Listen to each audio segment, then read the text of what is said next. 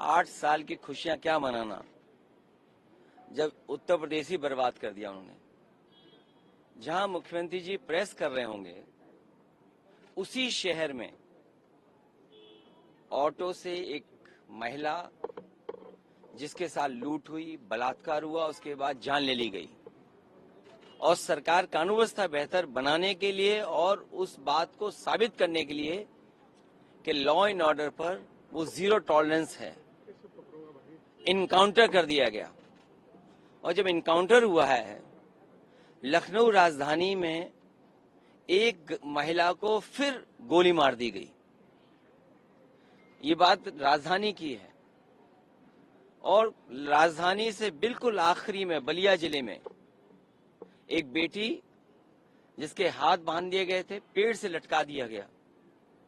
और अगर हम आंकड़े देखें और सरकार के आंकड़े, जो भारतीय जनता पार्टी के अपने विभाग के आंकड़े हैं, वो खुद आंकड़े बताते हैं कि सबसे ज्यादा असुरक्षित महिलाएं और बेटियां कहीं हैं तो वो उत्तर प्रदेश में हैं।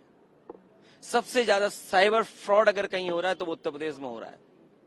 जो लोग ये बता रहे थे कि इन्वेस्टमेंट आएगा, बड़े पैमाने पे कारखाने, उद्योग लगाएंगे, सरकार को उनके अपने ही अधिकारी पर और उसके साथ जो रहने वाला है उस पर एफआईआर लिखानी पड़ गई।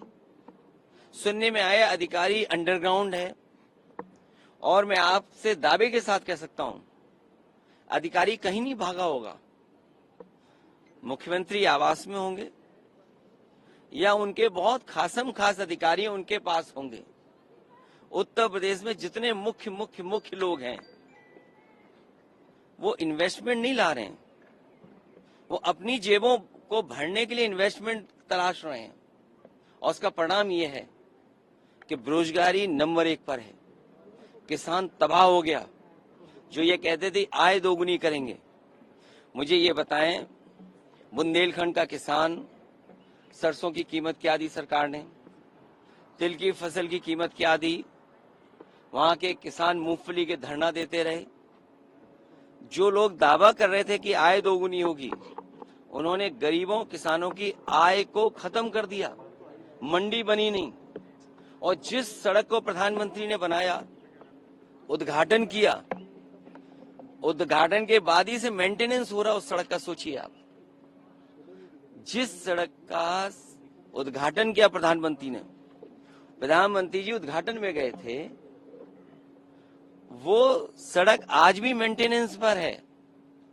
लाखों करोड़ों का रुपया दिल्ली से जा रहा है, महाराष्ट्र में, अन्य प्रदेशों में, लेकिन यूपी में क्यों नहीं जा रहा है?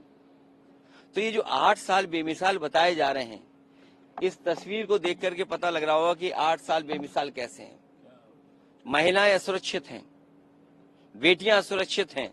और भाजपा के खुद आंकड़े बता रहे हैं, अयोध्या से जीते हुए सांसद, उन्हें रात में धरने पे बैठना पड़ा। और क्यों बैठना पड़ा? एक शहीद के बेटे की नौकरी थी, वहां के अधिकारी उससे वसूली करना चाहते थे, वसूली के लिए प्रताड़ित कर रहे थे, धमका रहे थे, धमकी दे रहे थे। एक बार नहीं, 2 बार नहीं, 3 बार नहीं। और सोचिए, अधिकारी ने दबाव बना करके सर पे गंजा कर दिया, सर से बाल कटवा दिए। और बाल कटवाने के बाद इतना प्रताड़ित किया कि पैसा नहीं दोगे तो तुम्हारे खिलाफ कार्रवाई होगी। अंत में उसकी जान चली गई। ये रात के 2-2:30 बजे तक धरने पे बैठे।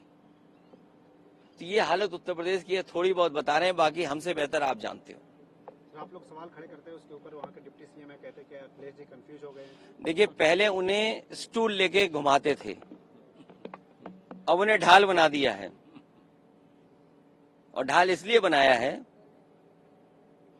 कि वो पिछड़ी जाति के हैं। वो कहानी तो सुनी होगी ना, कुल्हाड़ी वाली, पेड़ और कुल्हाड़ी वाली। शायद उस बात को वो समझते होंगे। अभी तो सुनने में आ रहा था कि कुछ लोग उन्हें कुछ बनाना चाहते थे, कुछ विधायक लोग कहीं भेजना चाहते थे कि बाबा जी दिल्ली चले जाएं। कौन से बाबा दिल्ली चले जाएं? महाकुंभ तो खत्म हो गया, कौन से बाबा जी दिल्ली चले जाएं? ये बात तो मैं भी नहीं समझ पा रहा हूं कि एक विधायक किस बाबा को दिल्ली भेजने की बात कर रहे थे। और दिल्ली से बहुत दूर नहीं, एक यहीं के विधायक भारतीय जनता पार्टी के अधिकारी को दूध की याद दिला रहे थे कि अगर दूध पिया हो तो सीने पे गोली मार करके दिखा दो। ये भारतीय जनता पार्टी की सरकार है जो जीरो टॉलरेंस की बात कर रहे थे, करप्शन में zero tolerance, law and order पे बात कर रहे थे। शायद ये तस्वीर देख करके आपको लग रहा होगा कि zero tolerance, law and order क्या है।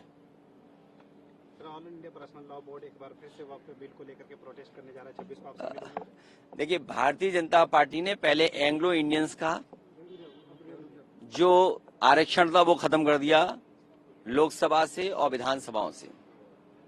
अब वक्फ बोर्ड पे नजर है उनकी, और इनका हर फैसला कुछ लोगों के लिए होता है, कुछ लोगों को खुश करने के लिए, समाज को बांटने के लिए, समाज में नफरत फैलाने के लिए। नोटबंदी हो गई थी, याद कीजिए क्या कहा था, नोटबंदी हो जाएगी। अगर नोटबंदी हो गई थी तो फिर पैसे कहां से निकल रहे हैं लोगों के पास? सोचो पैसे कितने निकल रहे हैं, कभी झारखंड में निकल रहे हैं, कभी यूपी में निकल रहे हैं, अब तो दिल्ली में भी निकल रहे हैं। तो नोटबंदी का क्या हुआ? क्या ये योजना किसी और दूसरे तरह के या दूसरे किसी को लाभ पहुंचाने की थी? अखिलेश जी, सदन में आज एक और मुद्दा काफी जोरों शोर से जिसको चर्चा होने की बात की जाती है, वो मुस्लिम आरक्षण को लेकर संविधान बदलने की बात रखी जा रही है। कांग्रेस के द्वारा ये बीजेपी ने आरोप लगाया, क्या कहेंगे? ये लंबी बहस है और समय समय पे मांग की गई है, और हम लोग तो जाति जनगणना के पक्ष में हैं, और आरक्षण मिले जो पिछड़े हैं, दलित हैं, और साथ में जो समाज में बहुत पीछे छूट गए हैं, उनको आरक्षण मिलना चाहिए। लड़ाई लंबी है जाति जनगणना की, और इसीलिए तो सेंसस नहीं हो रहा है, क्योंकि सेंसस जिस समय होगा तो बहुत सारी ये बातें जो आप सवाल उठा रहे हैं या जो सवाल हम उठा रहे हैं वो सब आएंगे उसमें। मुस्लिम आरक्षण होना चाहिए? आप भी जानते हो कि धर्म के आधार पर आरक्षण नहीं है।